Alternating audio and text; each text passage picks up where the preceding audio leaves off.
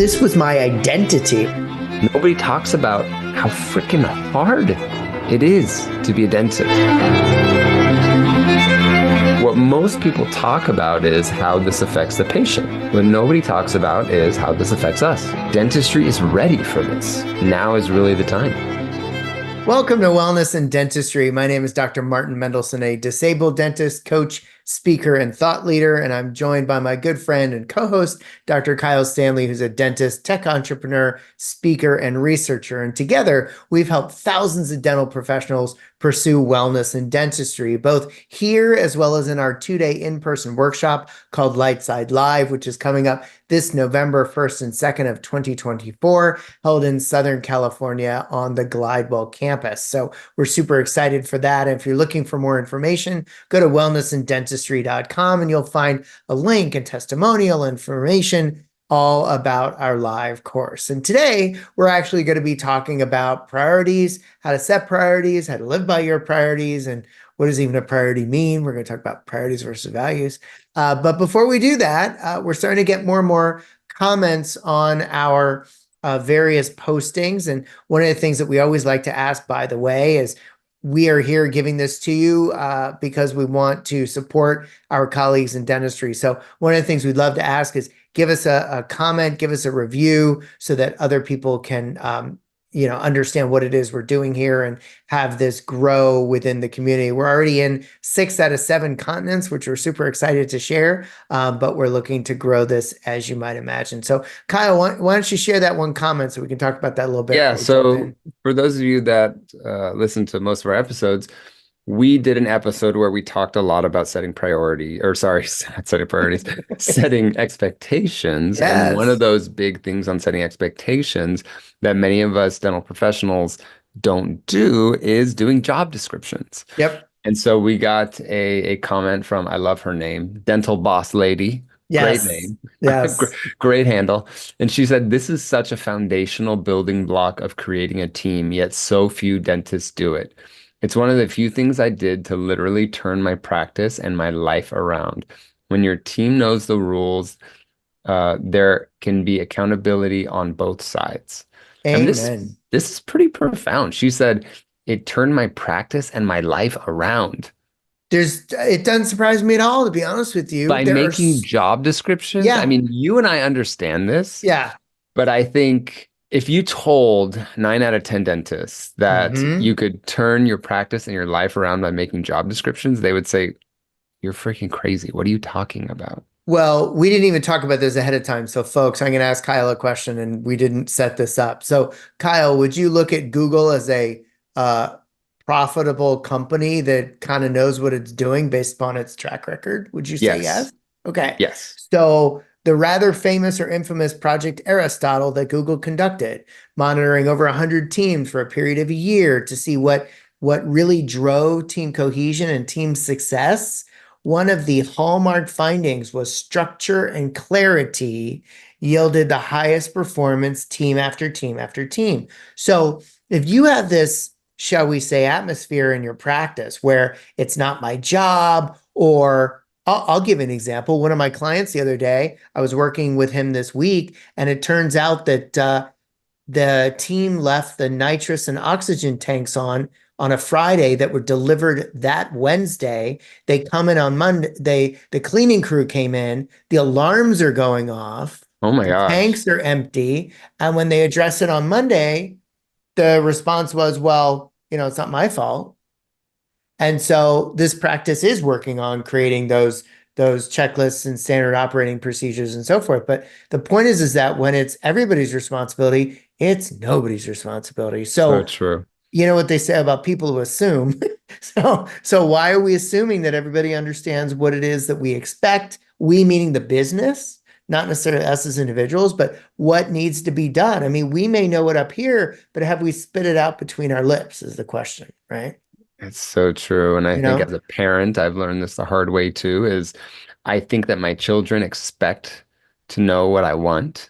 Yeah. Or even in a marriage. I mean, I'm sure you've been together for a long time. Yes. That if you tell your spouse, if you assume your spouse knows what you want, correct, they will many Yeah. times not know that, and then Hmm. you can't get mad at them for them not reading your mind, right? It's the same with patients, it's the Yeah. same with neighbors, it's the same with Yeah. your family, it's the same with children, it's the same with your team. Yeah. Setting these expectations, having clarity in that is so powerful, and it's something that I was Absolutely. very bad at in my life. Yeah. So, I'm going to give a plug for a company that I love these people. They're not sponsors of ours, but I'm more than happy to mention them because they do really good work. It's a company called Bent Erickson. They've been around for a long time, and they are basically a one-stop HR shop for dental practices. And so they can help you create these SOPs, these manuals, keep up with, the various OSHA regulations and all that kind of good stuff because it is very onerous. And I'm sure you would agree, Kyle, that you've seen over the years, a lot of our colleagues don't have the stuff done because it just feels like it's so much work that how could I ever accomplish this and do dentistry at the same time? So, this company in particular, I have a lot of experience with to help you create these things and not make it a burden and update it every year for what in my opinion is a pretty nominal fee to make Mhm. sure that not only are you in compliance but you're in, shall we say, communication and cohesion with the rest of the team. It's so critically important. Yeah, and some of this stuff, I think dentists feel like it's not a problem. Well, it's like Yeah. anything. It's not a problem until it's a problem, and Yep. then it can turn into a big problem when you talk Yeah. about things like you're talking about OSHA Yep. and legal aspects. I mean, Yep. one of the things that I think at my practice we weren't great at was documentation with employees. So Yeah. when there's a written review, when they did something wrong, right? Hmm. And from a legal standpoint, you have to have all of Yep. that because you Yep. can say, well, yeah, I talked to him or her three Hmm. times about this already, and they say, okay, where's the document that you both Yeah. signed that said that this conversation happened? And you're going, Yeah. wait, they're gonna lie and say that I didn't have. I mean, Yeah. come on, we had this conversation. You remember it Yeah. was after that patient. We Yeah. came back. I talked to you about this. I said we can't do it like this. But in a legal world, we Totally. have to be buttoned up. And I think that's why it helps to have partners in your Mhm. practice that will do this. And that's what they focus on. And I Yeah. think this is why the DSO, the DPO world has been so successful, whether you like it or not. Yeah. It's that we dentists didn't go to dental school to do job descriptions. Mm-mm. We didn't go to dental school to learn OSHA regulations, right? Yeah. We went to dental school to treat patients, prep teeth, take Hmm. teeth out, do Hmm. surgery, do endo. And so I think when you can outsource some of this stuff, it's like you talk about with the Eisenhower matrix. This is a quadrant of the Oh, matrix that 100%. you can Oh, 100%. outsource. Yeah. Then you can really focus on what you like to do. I mean, I ask myself that question in my speaking, coaching, consulting business all the time. I literally sit down. I know what I bill per hour. I know what my rate is. Our dentist clinical colleagues should know that too. And I sit down and I do the math. And recently, I mentioned I'm releasing this online course soon, and I thought about how long it would take me to launch the LMS, the Learning Management System site, to program it, to upload everything, etc. And the more I thought about it, the more I thought, well, if this costs me less than X, there is no reason why I shouldn't be spending that money because I'm going to be spending the time in money if I were to take that on myself because everything that you say no to, everything you say yes to, you say no to something else. Yeah. So we got to be really careful with that relative to our time versus financial burden, task versus urgency burden, and so forth. Hmm. So Yeah. So let's get into our topic for yeah. today. The topic is priorities. And Mm-hmm. why I wanted to bring this up was because before my burnout, I didn't have my priorities straight. Mm-hmm. My priorities were something like fame, Mm-hmm. money, Mm-hmm. growth, then maybe family, then maybe health. Yeah. I mean, it's something around that. And this really got me in trouble. Now, when we were talking before, you were pushing back on me and saying, are those priorities or are those values? Right. And my initial response was, well, I think the answer is prioritizing the values. Exactly. Can Exactly. you can you expand on maybe what the difference is on values So, versus priorities? Because I like that you yeah. push back on me. So that's a really good question, and we didn't talk about that earlier, but I think it also goes to some of the things we talked about earlier relative to sometimes there will be occasions or periods of time where we need to grind, and that's okay. And so Yes. I think this goes back to that discussion in some ways, in that you have values and you have and then those values drive your priorities. That means when I say it this way, I mean the actions in order in a given day, right? Hmm. And so if if you value your family and you value your practice, and there are things at certain points where one needs to come before the other, then it's not like your value changes, but the priority does. Oh, that's interesting. I like that nuance Right. because So, it's I don't want people listening to this to think if health is always at the top, let's say, right, if your family needs you, you don't say, well, I'm going to go to the gym, right, right? It can still be a priority, but for correct, today, I need to take my daughter to dance class, or I need to help my wife. My wife is sick, correct, so I need to help her correct. today, let's say. Correct. And so the other nuance that this would lead into, therefore, would be you have value for your health and you have a value for your family. Your family needs you to do X. That doesn't mean that you disvalue your health. And we need to also prioritize it using in the best way that we can. So what I mean by that is, okay, so our family needs us, we're going to go and do X. We're still going to value our health. And instead of going to the gym, we're going to do 80 sit ups. Hmm. So it's this idea where it we need to be careful of judgment relative to all or nothing, because it's not all or nothing, Yes. because one will always be greater than zero, one of my favorite new phrases. Hmm. And so you are still living your values, you're prioritizing your tasks. And in the example that I just gave you, you're prioritizing your family first because that's a urgent need. And you're also fitting in some element of health by doing the 80 sit-ups versus going to the gym and being away from your family.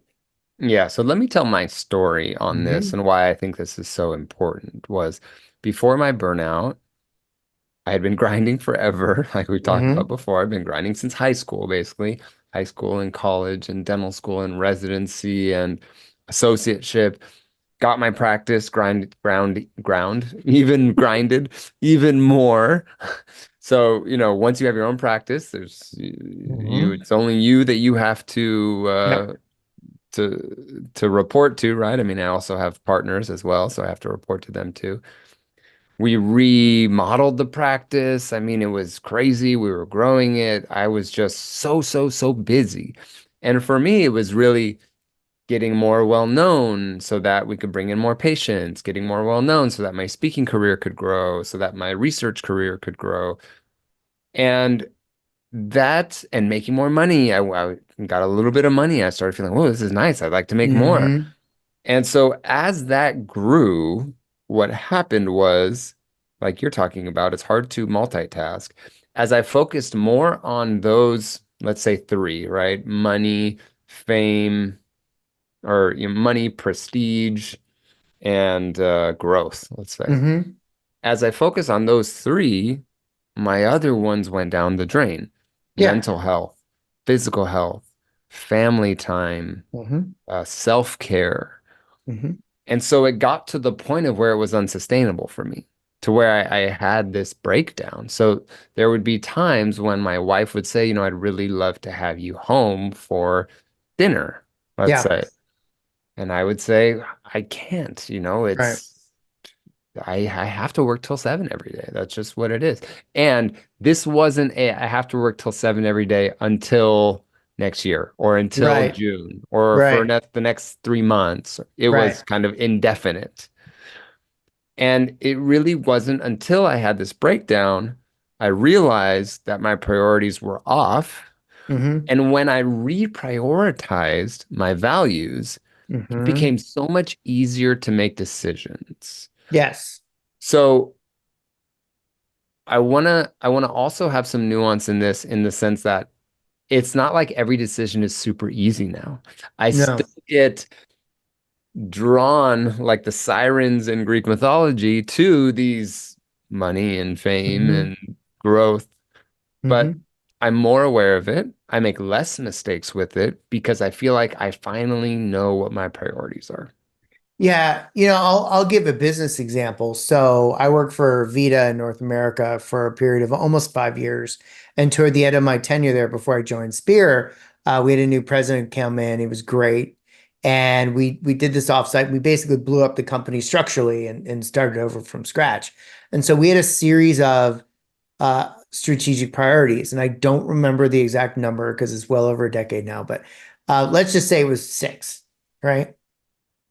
And it became very easy for me to, excuse me, it became easier for me to do my job because if I came upon a situation where I had to make a decision, an executive based decision, I would look at the six priorities and say, how does it fit into the six priorities? And if it didn't, it was much easier for me to not only say no, but understand why I was saying no or pivoting or postponing or whatever the case may be. And so when you have that clarity, as you put it, it's not that it makes it easy, but it makes it more clear what it is you Yes. need to do, Yeah, right? and I'll give an example from my current life, which is Mm-hmm. on the speaking and education side, is that if I get invited for an event Mm-hmm. and they're paying my normal fee, which I feel Yep. good about, but it's on a Saturday. Yeah. I don't really like to have work on the weekends. My wife has Mm-hmm. told me it's important for her that I Mm-hmm. don't work Saturdays if possible. However, there's times when it makes sense Yeah. from a financial standpoint. The difference is now is that I come to her and say, Yeah. listen, I got invited to speak in Florida this day. Yeah. I'd have to fly Friday, then I'd speak Saturday, I'd be home Saturday night, but it's for this amount of money. What Mm-hmm. do you think? And Yeah. she can make the priority. And sometimes what she'll say is, okay, well, then can you take that Thursday off Right. from work so that we can have family time and Yep. be together when the kids go home from school? And so I don't want people to think that it's so rigid, Right. but like you said, when you can look, and I like that I had the visual of you being at a desk. It was a dirty desk. No, no, no, no offense. It was a dirty desk. There was stuff all over. But there was like a laminated card up to Yeah. the right of your computer that Yeah. said those six It's priorities. not It was too far from the purple. truth. It was Yeah. purple, Yeah. by the way. And there were those six priorities. And when you're making these decisions, to be able to look and say, boom, boom, boom, boom, are we supporting our doctors better? Are we Yeah. having better aesthetics? Are we, Yeah.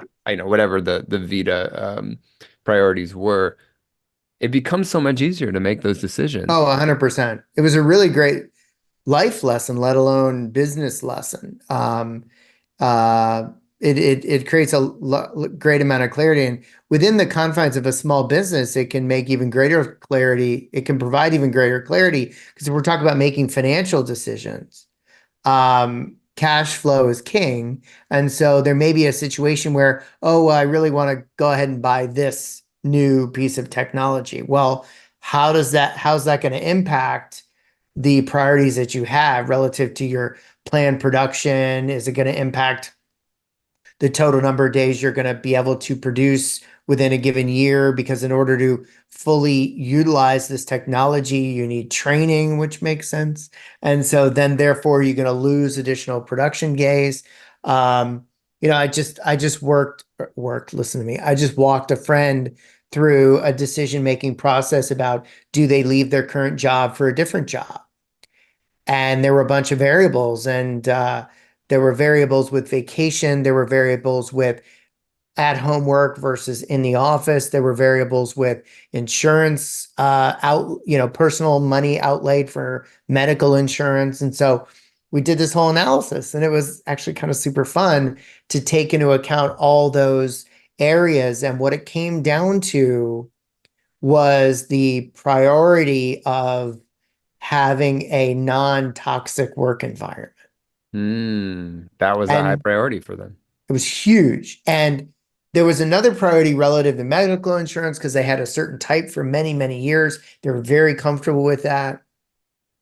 While at the same time, they were willing to give up a little comfort to have a greater level of peace in their life on a day-to-day basis, even though it meant potential inconveniences in in terms of going into the office versus home, et cetera. So I guess what I'm trying to say is every single thing is a trade-off. And if we understand what our core priorities, our core values are, it makes it easier to then navigate through the decision-making process when we are forced with a decision that may seem challenging or difficult because there's an emotional component to it. See, I think that's what we've been talking about. We haven't even labeled it as such, Yeah, right? that I like how you said that Yeah, because the emotions sometimes take over our rational thinking. correct. And Correct. so we get into this amygdala hijack, let's say. Yes. I mean, maybe it's not even that far, but there may be some type of Yeah. amygdala lizard Yeah. brain Yeah. thinking.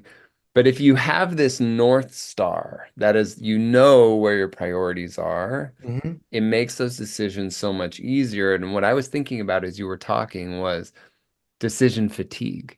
Something Yeah. that you and I have talked about before. We talk about on Light Side Live. Hmm. If I remember the statistic correctly, I think the average American or the average person today makes 35,000 decisions a day. Yeah.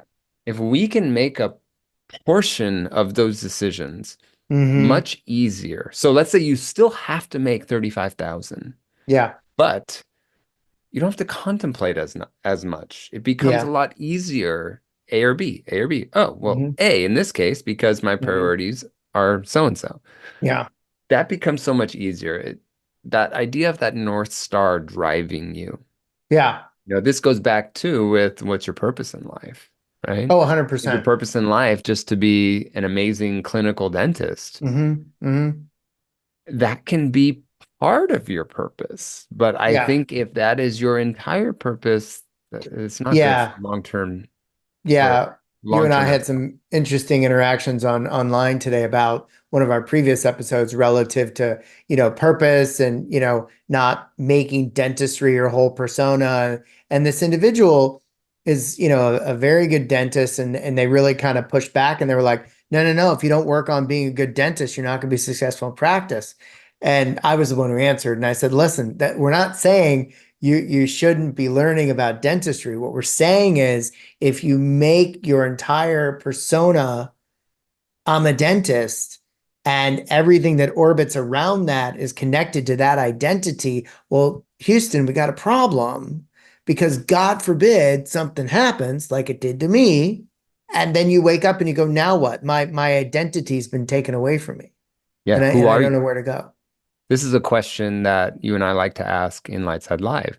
Who Hmm. are you before you were a dentist? Yeah. Yeah. And that's challenging for a lot of dental professionals. Hmm. Now, to be fair, it's probably challenging for many other Oh, professionals. 100%. You know, Oh yeah. Oh I yeah. don't think this is unique to dentistry because you travel a lot, you meet someone on the plane. Oh, what do you do? Oh, I'm a consultant. Yep. Right? They Yep. don't say, well, I'm a husband or a Yep. father Yeah. or, a Yeah. wife or a mother or Yeah. we I lead with our profession. And I think that is just modern day It that's what people is. value. What I've come to, which, some people have accused me as a little hokey, but it goes to my values, which is I'm not going to identify myself with a label because I have had the experience of having my identity ripped away from me. And so I ended Are you up talking about a professional label or are you talking about a label at all? that brings up a good point. I'm going to go with label at all, and I'd like to table that just for a split second Okay. because I met and then connected and remained in touch with a Major League Baseball player who I didn't know was a Major League Baseball player because we Hmm. were standing in line waiting for our delayed flight out of Charlotte. And he said, "What do you do for a living?" And I answered him the way I answer now, which is I help people get out of their way on stages with their teams and one-on-one. And he looked at me and goes, "Tell me more about that." And we had this great conversation. So I'm going to say almost labels in general because one of the things that that dentist was kind of pushing back on is, he said, which I actually haven't answered yet. He said, dentistry is just like, being in a marriage. And my thought was, no, because you can't love someone else effectively until you love yourself. And so and you can argue that point all day long, but the truth of the matter is that we have to put our own oxygen masks on first. And then until we truly love ourselves, we can't truly love somebody else. And until we truly accept ourselves, it's very difficult to accept others. And so I'm not saying you can't love unless you love yourself. I'm not being drastic and extreme. While at the same time, I'm saying from a mental health and healthy perspective, this is not a unique concept. This isn't my idea. We've all heard it over and over and over again. You can't truly love somebody else until you love yourself. So yeah, I would almost argue any label, right? Any label. So did that person ask you, what do you do? Or did he say, what do you do for a living? I'm just curious. I think you just said, "What do you do?" Yeah. Because Yeah. that's an interesting question to answer, to Yeah. try to not answer with your job. Correct.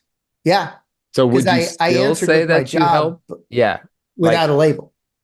yes. But let's say he said, what do you do? And you wanted to answer without your profession. Hmm. Do you know how you would answer that? I make people think. And you're saying that out of your profession, or you're including your profession in that.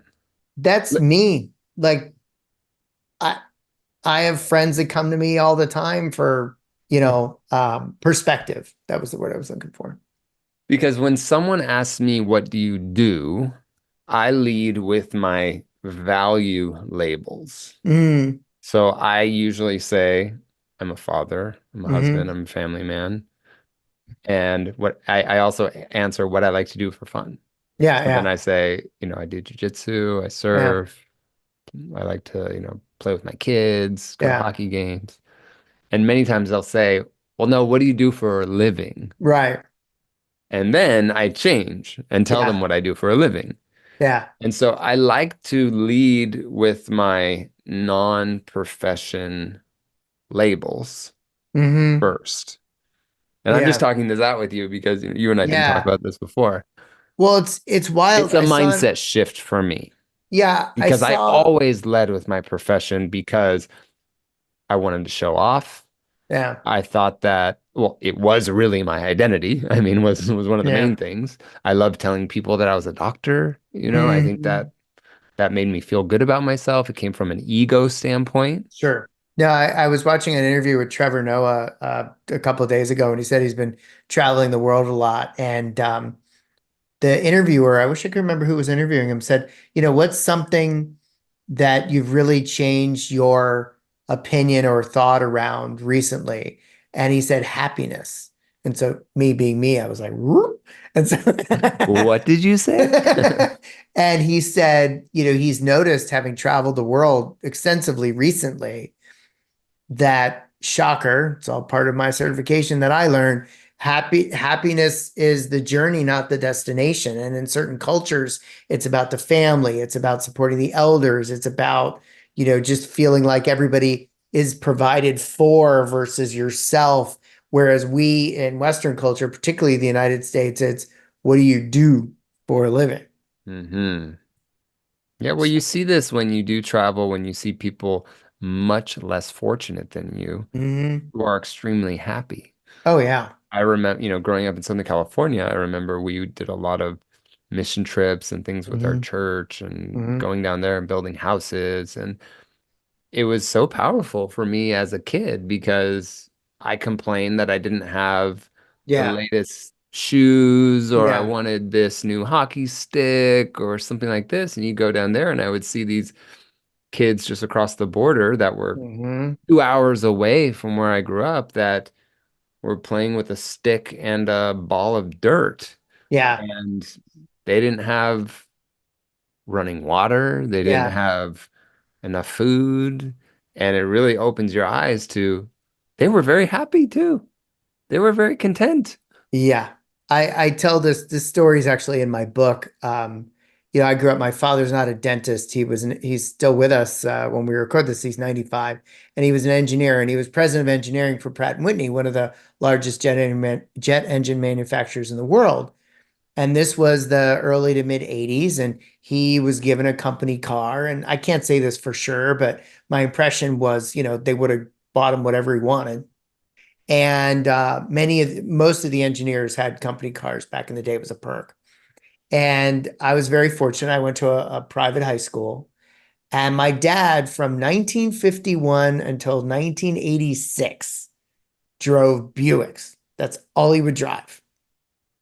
American car, et cetera, et cetera, et cetera.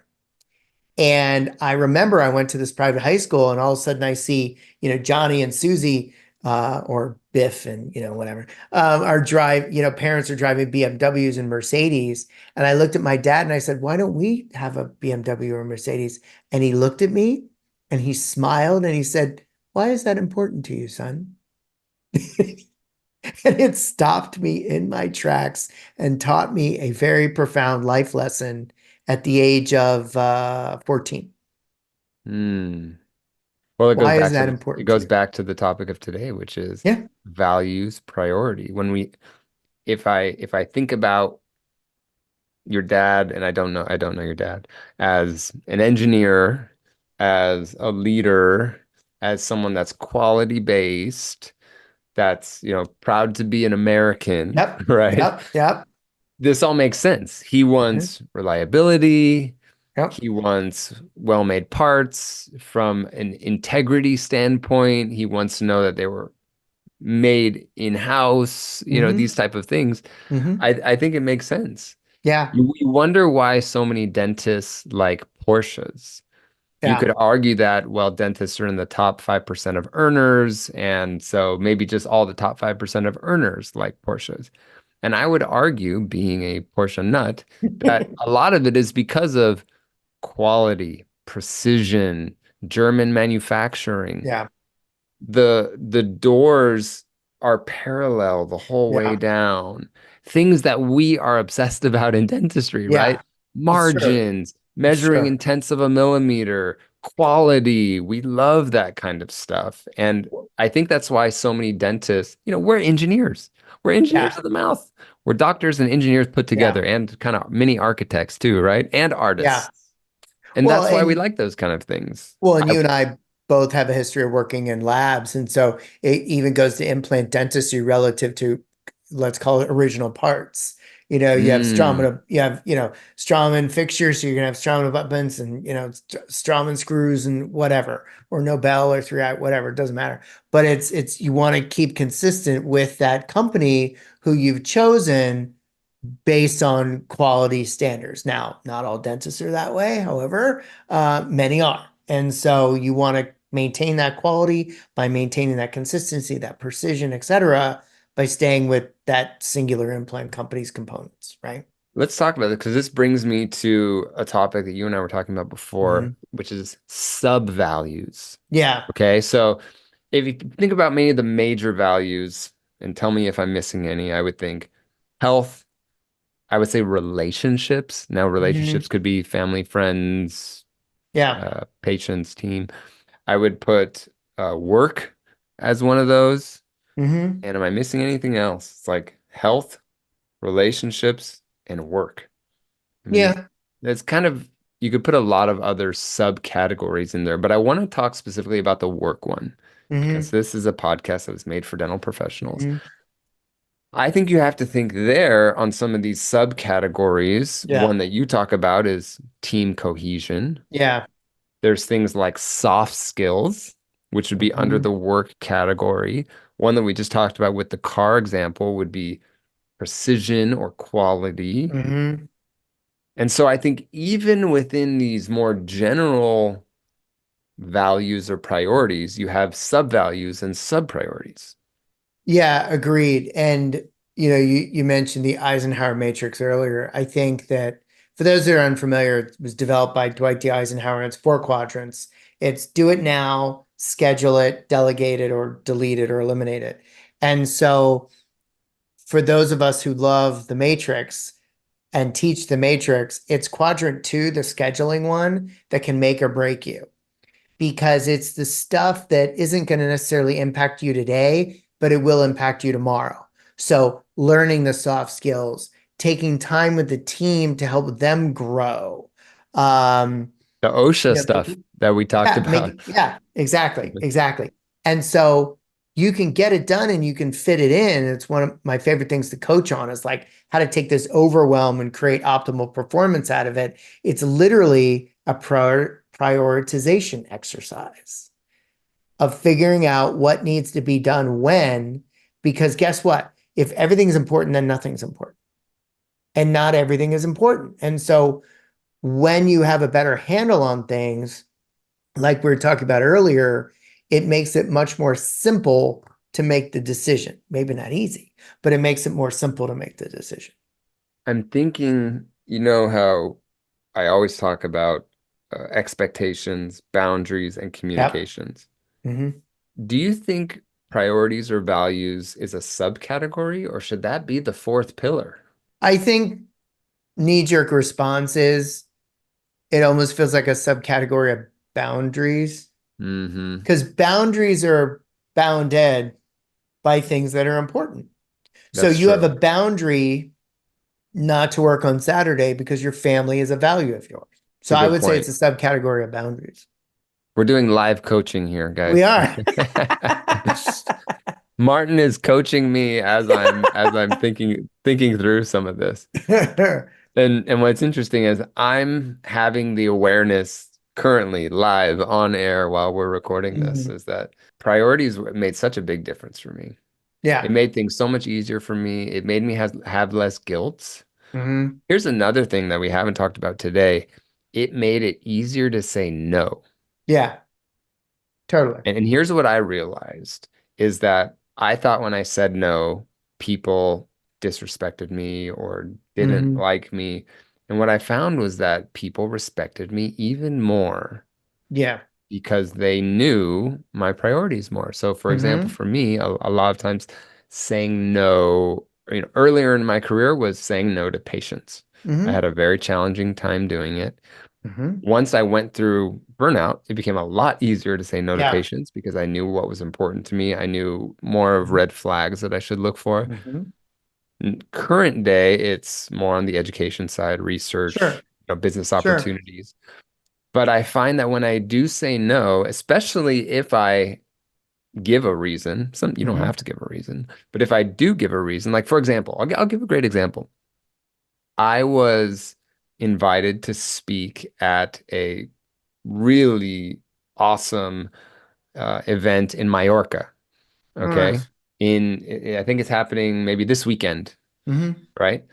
But we have some family things that were planned months in advance for this weekend. Hmm. And I told this is an implant company and that I work with all the time. And I told them, I really wish I could, but we have some family stuff that's been Yep. scheduled. It's very important. I'm sorry I can't make it. And they were like, oh, no problem. We totally understand. And Yeah. we value that you are a person Hmm. that values your family. They Yep. weren't like, come on, Dr. Stanley, we really need you and you've Yeah. got to do this. You always do this stuff for us. No, they were like, we'll miss you and you'll miss a Hmm. great event because they put on amazing events. But that was one of the things where I had my priority. Hmm. Now I'll tell you this.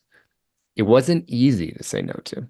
Right. I still was what's the word? Like when it tried to attract me, I was still Like drawn? drawn. Yeah, I was Yeah. still drawn to want to say yes. Well, yeah. It's in Mallorca. It's going to be a great stage. I know a lot of the other speakers. It would be a fun time. And so my initial thought was like, ooh, maybe could I make this work? And then I looked at the schedule and said, oh yeah, we have that happening. Hmm. Okay. Yeah. Yeah. It was hard Yeah. to write that email back or to text them or whatever it was, but I did it. And I'll tell you, once I did it, I sure felt good. Sure. Of course. Yeah. And I would say to you too, something that hadn't occurred to me before. Maybe it's the occasion, maybe the occasions where it's really hard to say no. It's because you're making a choice between two things that you want to do, yet because you've been honest with yourself and have created your own boundaries, you're able to lock into your value and say, no, I'm going to stay with my family because this is important to me. And even though this other thing I want to do too, I'm going to put up the wall and say no. It's a great point. I never thought about that. Yeah. It's harder to make these decisions when it's two things you want to do. Yeah. And Yeah. even those two things Yeah. could be on your value list, Totally. Totally. but one is higher than the Yeah. other. And so in that case, Yeah. I would hope that you've set these values aside, you've prioritized them so that if you look at those, Hmm. you know, yes, they're both great. However, this one's higher. And so now I'm going to make this Yeah. decision. And as 100%. I'm saying that, it's reminding me of one of the exercises that we do in Light Side Life. And if you guys haven't signed up, go sign up. It is such an amazing course. Come on. So you can go to wellnessanddentistry.com, go to links and sign up. It's going to be so life-changing for you. But one of the exercises that we do is we have all these uh, values Yeah. and then we make you sort them. Yeah. Yeah. And it becomes very easy when you have 50, Yep. right? And Yep. then when you get down to five Yep. or And then three, three. and people are going, oh my gosh, what do you mean? I got to pick one. It's like one is higher. And people sweat, not literally, but people sweat over this. And every time we do it, it's so much fun because we always get the exact same verbal response. This is a lot harder than it looks. Yep. And if it weren't, it wouldn't be as impactful. And so, And one of the takeaways that I love from that exercise, and everybody mhm, does it, is they take a picture. yes. And I think that picture should be Yeah. the thing that you have somewhere, you have written Yeah. down, or Yeah. even if you just have it in your head, but Yeah. that you can spout it off. It's like one Yeah. of the things I talk about is knowing what your purpose is in life. If you don't know what it is, it's hard to make decisions and make Hmm. priorities. But Hmm. if you know what it is, it's much easier to do that. And so it's like I always say, if you're walking down the street in New York City, there's hundreds of people around, brr, brr, brr, there's taxis, all kind of stuff, and someone walks by and says, "What's your purpose in life?" You should be able to turn around and say, "Boom," Yeah. and say it Yeah. right then, right? Yeah.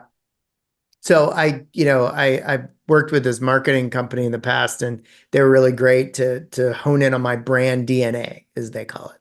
And so they made me figure out what the one word problem is I solve for clients. Yeah, how hard that was. One word. One word problem and one word solution. Can you tell me what it Which, is? yeah, of course, which is how and why the book came about. So the one word problem is fear, Okay.